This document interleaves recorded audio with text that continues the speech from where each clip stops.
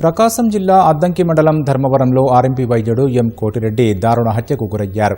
అర్ధరాత్రి కొందరు వైద్యం కోసమంటూ ఆర్ఎంపీ వైద్యుడి ఇంటి తలుపు తట్టారు. ఆయన భార్య ఆదిలక్ష్మి తలుపులు తీయగా ముగ్గురు వ్యక్తులు ఇంట్లోకి చొరబడ్డారు. నిద్రిస్తున్న కోటిరెడ్డిపై కర్రలతో విచక్షణారహితంగా దాడి చేసినట్లు పోలీసులు వెల్లడించారు.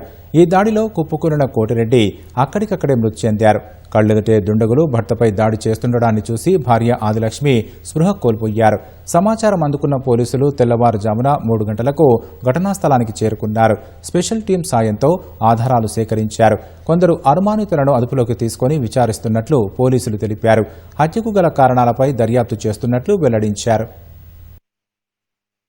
మంట జరిగిందని ఒక ఫోన్ కాల్ వచ్చింది. సార్ అతను స్పృహతో పడిపోయాడు, ఎవరో వచ్చి ఇంట్లో వచ్చి కొట్టారంట అని చెప్పి మా సీ గారు చెప్పారు. ఆ కథలో ఉలుకు పలుకు లేదండి సార్, చచ్చిపోయి ఉండొచ్చేమో అన్నాడు. సార్ తొందరగా సీన్కి వెళ్ళమంటే రాత్రి 2:45, 3:15కి వచ్చేసాడు సీన్. మేము కూడా వచ్చి చూసాము. ఈ విధంగా ఏంటంటే పూల్ ఆఫ్ బ్లడ్ లో పడిపోయి చనిపోయి ఉన్నాడు.